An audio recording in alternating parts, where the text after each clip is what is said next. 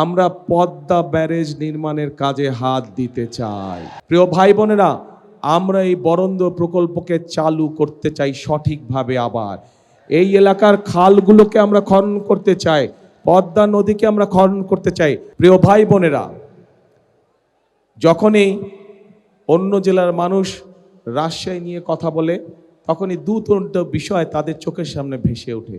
প্রথমে কোন জিনিসটা ভেসে ওঠে বলেন তো? কোন জিনিসটা প্রথমে রাজশাহী বললেই কোনটা বোঝায়?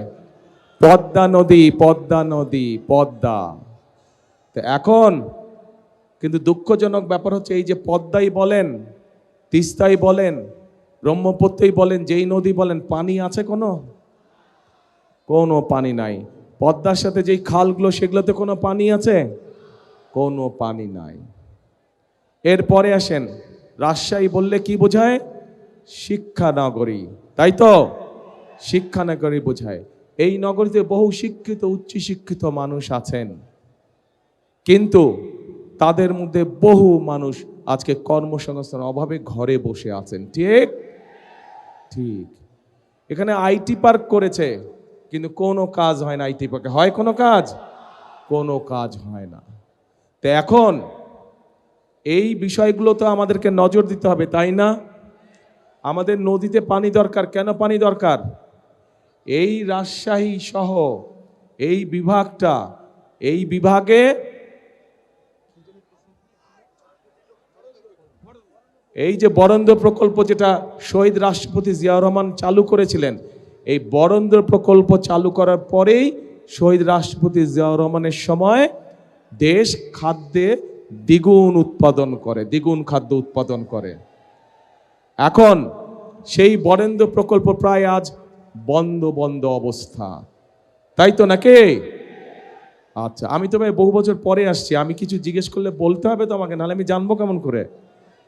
আচ্ছা, এই বরেন্দ্র প্রকল্প দেশনেত্রী খালেদা জিয়ার সময় শহীদ জিয়া যেটা রেখে গিয়েছিলেন, দেশনেত্রী খালেদা জিয়ার সময় এটিকে আরো বড় করা হয়েছিল এবং পরবর্তীতে বিশাল একটি প্রজেক্ট আকার ধারণ করেছিল। শুধু যে খাল, শুধু যে রাস্তা তা না, এটাতে বনায়নও ছিল, বনের ব্যবস্থা ছিল, ছোট ছোট বনের ব্যবস্থাও করা হয়েছিল। কিন্তু বিগত 16 বছর আমরা দেখেছি যে এটাতে কোনো কাজ নেই। স্বায়ত্তশাসিত প্রতিষ্ঠানের মধ্যে বরেন্দ্র প্রকল্প সবচেয়ে বড় প্রকল্প ছিল, যাদের নিজস্ব বাজেট ছিল প্রায় 1000 কোটি টাকা, কিন্তু সেই বরেন্দ্র প্রকল্পকে ধামাচাপা রেখে দেওয়া হয়েছে। প্রিয় ভাই বোনেরা, আমরা এই বরেন্দ্র প্রকল্পকে চালু করতে চাই সঠিকভাবে। আবার এই এলাকার খালগুলোকে আমরা খনন করতে চাই, পদ্মা নদীকে আমরা খনন করতে চাই।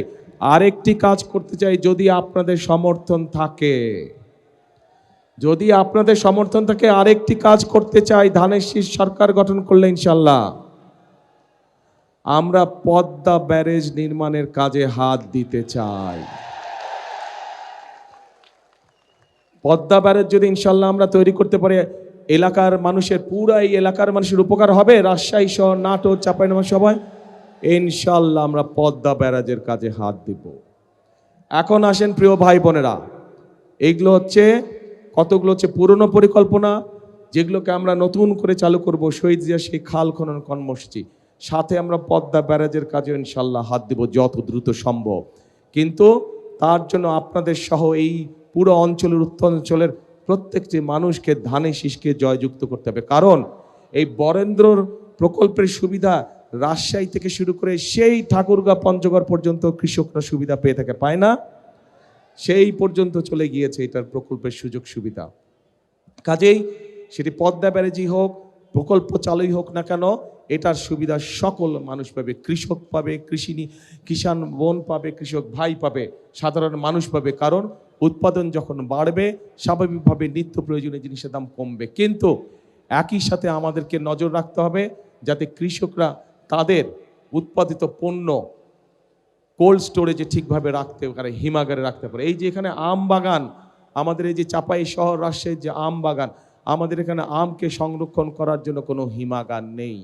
আমাদের পরিকল্পনার মধ্যে একটি আছে, কিভাবে আমকে সংরক্ষণ করা যায়, আরো বেশি কিছুদিন রাখা যায়, সেটা পরীক্ষা নিরীক্ষা করে আমরা আমের জন্য হিমাগার তৈরি করতে চাই এই এলাকায়।